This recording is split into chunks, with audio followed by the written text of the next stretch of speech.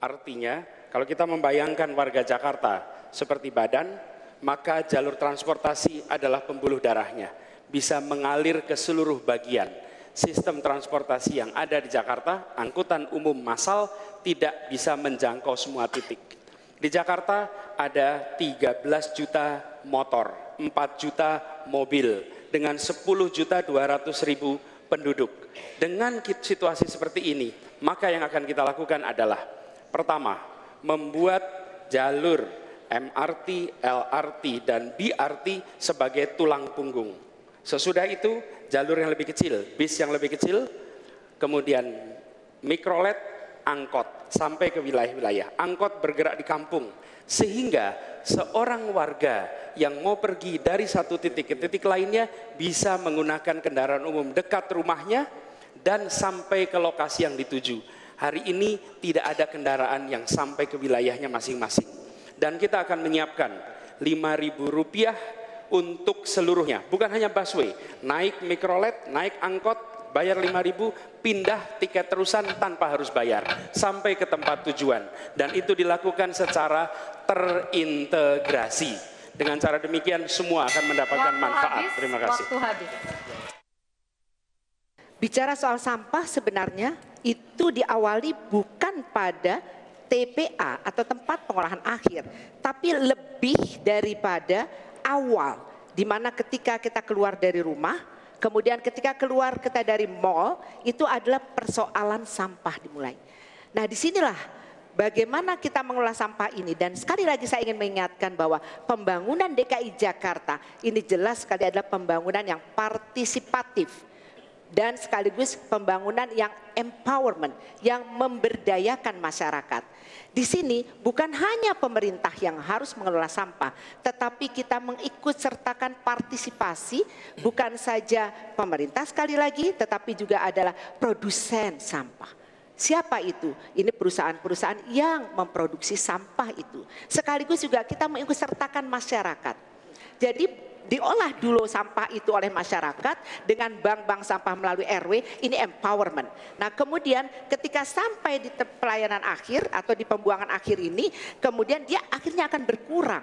Nah, disinilah saya ingin peran serta aktif masyarakat untuk ikut. Bahkan kita terjun ke lapangan, bukan hanya di atas meja, bukan di balai kota dengan rapim, kemudian marah-marah, tetapi kita langsung di lapangan. Ya, ketika kami masuk, kami sadar perusahaan air minum itu dikuasai oleh swasta. Tapi tentu kita harus menghargai apa yang dilakukan oleh investor ini.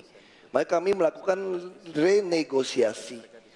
Selain renegosiasi dengan perusahaan Palija dan Aitra, kami juga memulai membangun sendiri penggabungan manajemen, sedang diurus perdanya, antara perusahaan air limbah, PAL, dengan perusahaan air minum.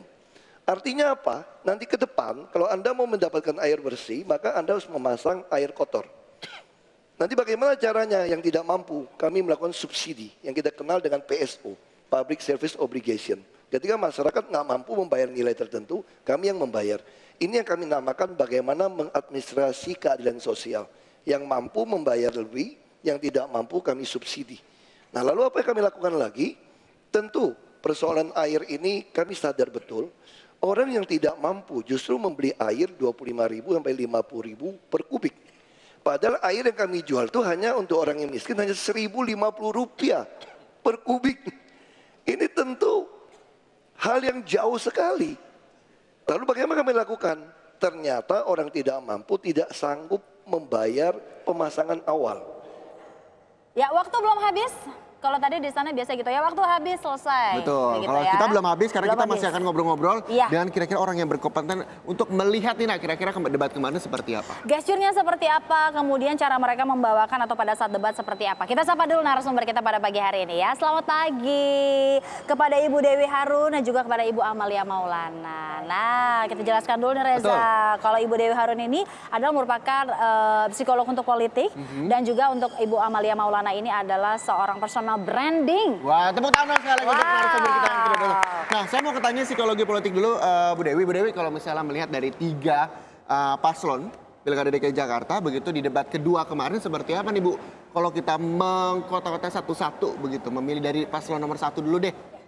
Jadi keseluruhan dulu ya. Oh, boleh. Kalau keseluruhan yang pertama itu tiga-tiganya seperti main aman safety player. Oke. Artinya mereka mencoba tampil minimal bagaimana bisa merebut hati. Jadi yang pertama misalnya dia kan ada keraguan ya waktu dulu dikatakan nggak bisa debat. Habis yang kedua takutnya dia terucap kata-kata yang kurang pas ya. Yang ketiga kemudian yang dicalonkan harusnya kan yang jadi gubernur kan yang nomor 2 apa calonnya, bukan dia, tapi ternyata terjawab semuanya. Nah, setelah mereka merasakan perdana yang pertama kayaknya merasa udah apa namanya pede lah ya. Yang kedua ini akhirnya mereka keluar dari boxnya masing-masing. Out of the box kali ini. Iya. Dari awal sudah mulai keluar serangan pertama seperti itu. Jadi akhirnya yang terkesan di penonton juga, oh petahana diserang katanya gitu.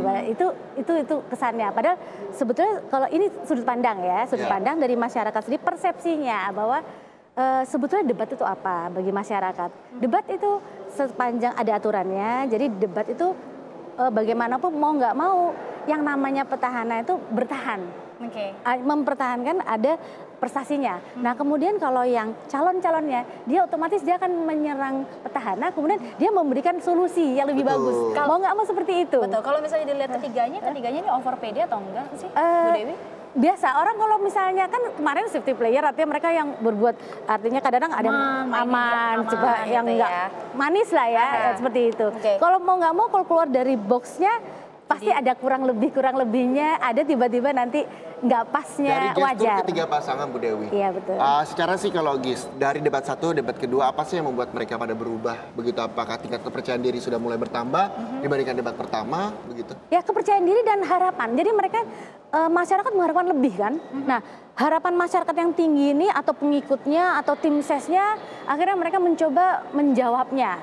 Nah kadang-kadang menjawabnya itu juga namanya juga dilihat sekian banyak orang, ada yang over seperti itu, misalnya wajar. Itu semua saya lihat konotasinya semua wajar semua, karena sebetulnya menarik ini untuk DKI ini untuk seluruh Indonesia. Betul. Ini Makanya contoh, banyak yang sadar bahwa pilkada rasa pilpres begitu ya. Dan ya. lagi gini Mas, jadi gini masalahnya pribadi masing-masingnya itu kan unik-unik, bukan tiga-tiganya 6 loh. 6-nya tuh coba diteliti satu persatu.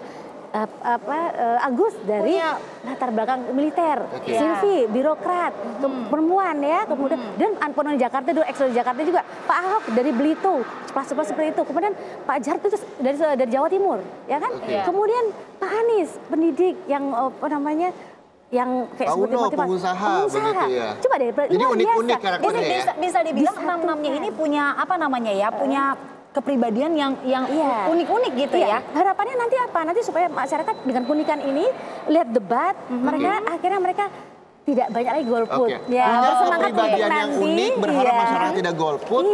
Dari personal branding. Bu Amalia. Ibu Amalia melihatnya personal branding, apakah mereka sudah mumpuni sebagai seorang calon orang nomor 1 di DKI Jakarta? Wah, pertanyaannya kalau mumpuni kelihatannya agak berat, tapi saya mungkin melihatnya dari ini Mas Reza. Kan sebetulnya personal branding itu adalah makna dan asosiasi dari diri kita yang diingat oleh audiens. Nah persoalannya apakah dari tiap-tiap calon atau kelompok calon ini sudah memiliki sebuah kelompok target audiens yang jelas dan fokus. Kalau menurut pendapat saya ini masih sporadis. Nah sebetulnya Jakarta ini bisa dibagi gitu ya dari kelompok yang 100% peduli. Jadi pemilihan itu betul-betul kepeduliannya tinggi. Sehingga dia melihat nonton TV itu benar-benar intens. Mereka ingin lebih mengerti.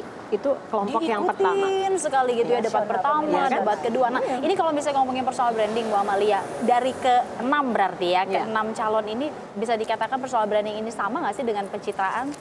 Nah itu termasuk dalam yang disebut miskonsepsi. Nah miskonsepsi terhadap personal branding ini yang pertama adalah bahwa kayaknya personal branding itu hanya untuk orang-orang tokoh atau artis.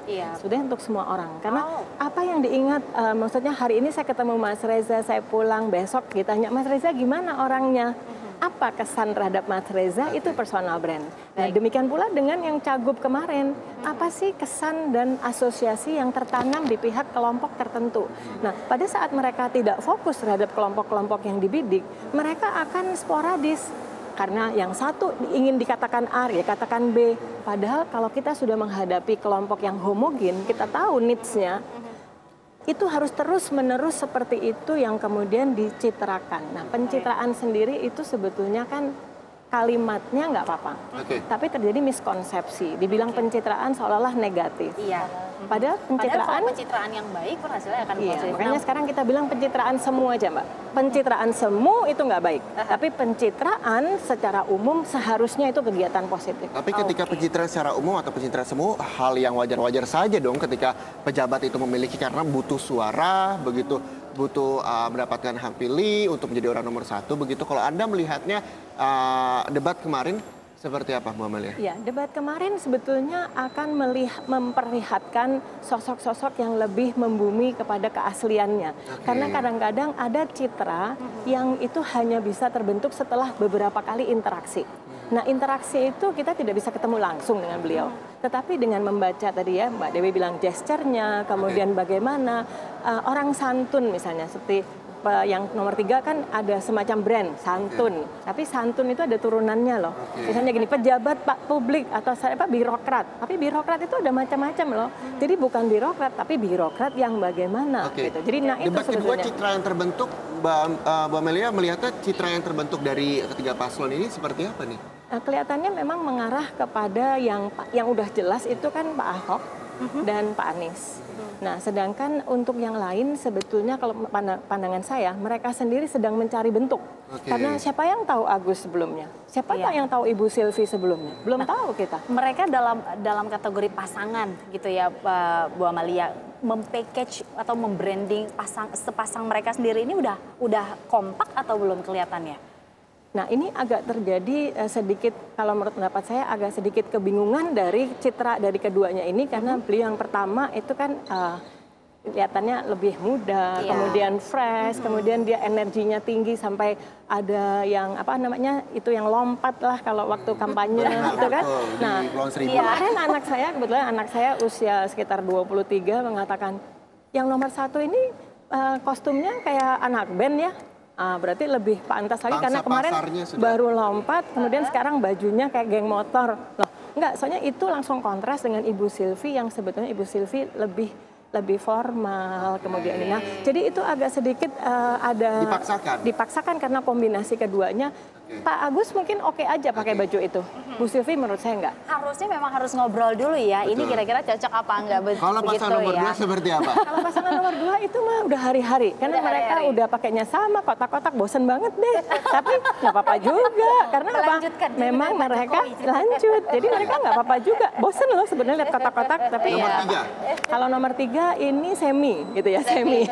Seminya gini. Karena mereka sebetulnya sudah ada pencitraan-pencitraan yang sebelumnya. Iya. Contohnya kalau Pak Anies kan pendidik, kan tapi pendidik yang bagaimana itu belum loh.